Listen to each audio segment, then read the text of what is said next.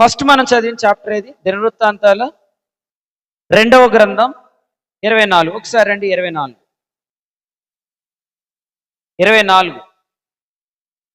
4 చదవండి. యెహోవా మందిరమును బాగు చేయవలనని యోవాషునకు తాత్పర్యం పుట్టింది. ఇంకా చెప్పండి, ఆయన పూనుకున్నాడు అనమాట. మందిరం కట్టాలని, మందిరం బాగు చేయాలని తాత్పర్యం ఎందుకు కలిగింది? ఎందుకంటే ఆనాడు యెహోయాదా మీద ఆయన లక్ష్యం ఉంచాడు. ప్రధాన యాజకుని మీద అయినా, ఇక్కడ కూర్చున్న వారిలో ఎంతమందికి ప్రధాన యాజకుని మీద లక్ష్యం కలిగితే వాళ్ళందరిలో దేవుడు ఒక తాత్పర్యం ఈ రాత్రి పుట్టిస్తాడు. ఆ తాత్పర్యం ఏంటంటే దేవుని మందిరాన్ని బాగు చేయాలి, దేవుని మందిరాన్ని కట్టాలి, పని చేయాలి, పరిచర్య చేయాలి. దేవునికి స్తోత్రం. ఎలా చేయమన్నాడు? 5వ వచనం. అతడు యాజకులను లేవీయులను సమకూర్చి, మీరు యోధా పట్టణంలోకి పోయి మీ దేవుని మందిరం బాగు చేయటకు ఇశ్రాయేలు అందరి యొద్ద నుండి ధనమును ఏటేటా సమకూర్చుచు ఈ కార్యమును మీరు త్వరపెట్టవలెనని వారికి త్వరగా చేయండి అన్నాడు. అంటే యాజకుని చూసే వాళ్ళకి ఒక పదం నాని నోట్లో ఏంటి? త్వరగా. యాజకుని మీద లక్ష్యం లేని వాళ్ళకి ఒక పదం నానిద్ది. ఏంటది? సమయం ఇంకా రాలేదు. సమయం ఇంకా రాలేదనే బ్యాచ్ ఉంది ఇక్కడ.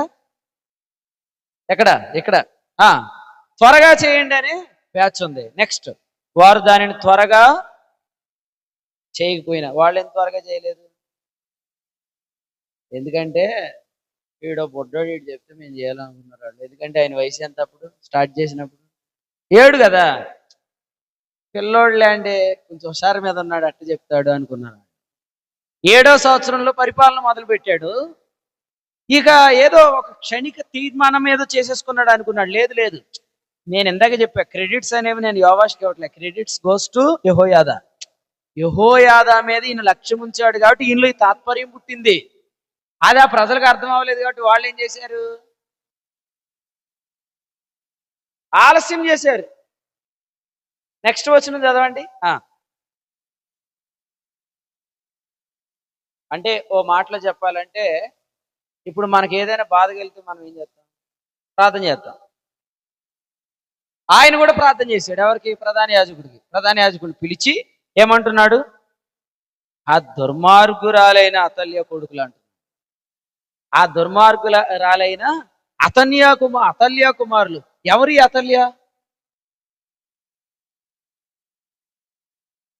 మనమందరం స్పీడ్గా పనిచేస్తున్నాం అనుకోండి, అప్పుడే వచ్చేస్తాడని నువ్వు కూడా నమ్మేస్తున్నావారా అంటాడు. ఆడు అతల్య. అప్పుడే వచ్చేస్తారని నువ్వు కూడా నమ్ముతున్నావా? నిజంగా వస్తాడా?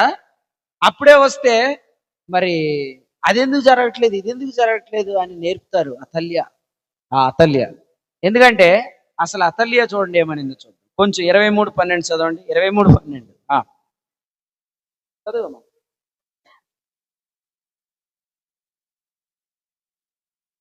మళ్ళీ చదువు. పరుగులెత్తుచు, ఈయన వయసు ఎంత? చిన్నోడు. కానీ ఈయనకి ఎవరున్నారు? పరుగులెత్తుచు కొనియాడే జనులు ఉన్నారంట. మామూలుగా చెప్తే ఓ పెద్దోడు వెళ్తున్నాడు అనుకోండి, వయసులో ఒక 70 సంవత్సరాలోడు, ఆ పక్కన కొంతమంది పరిగెత్తుతూ రాజును కొనియాడుతున్నారు అనుకోండి, అది లెక్క. కానీ వయసు ఎంత? చాలా చిన్నోడు. ఈయనకి ఎవరున్నారు? వాళ్ళు నడవటం కూడా కాదు, కావాలని వాళ్ళు పరిగెత్తుతూ, మీరు హడావిడి ఆలోచన చేయండి, చూడండి, మీరు ఆ దృశ్యం చూడండి. పరుగులెత్తుచు కొనియాడుచు ధ్వని చేస్తున్నారు. ఇది చూసింది అతల్య. చూసి ఏమని తెలుసా? 13వ వచనం చివరి లైన్లో, బట్టలు చింపుకొని ద్రోహం అని అరిచింది. అంటే ఈమెకి ఏమి నచ్చదో? లాజరన్న, పరుగు నచ్చదు. ఈమెకి ఏమి నచ్చదో? పరుగు నచ్చదు. ఇప్పుడు పరుగు నచ్చనామె ఏమి నేర్పిద్ది?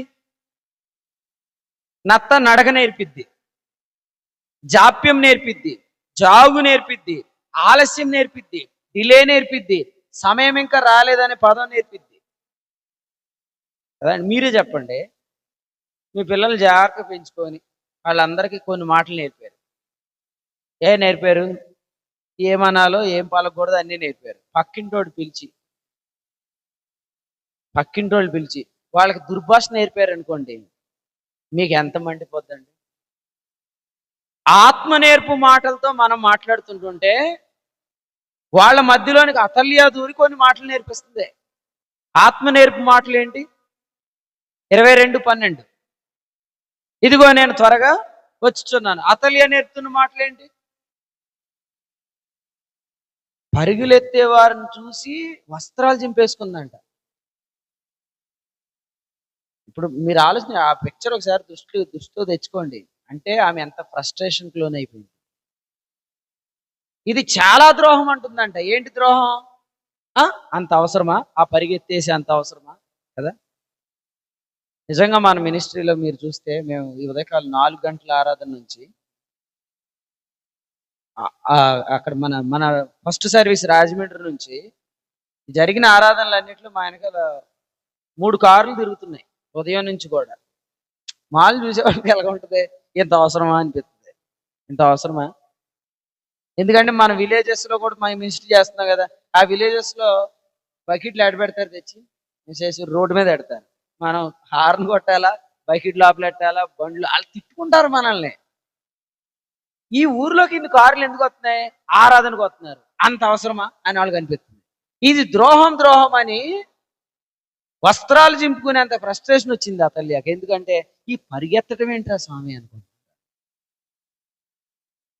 దేవునికి స్తోత్రం. అది మీరు కూడా ఆలోచన చేయండి. ఎందుకంటే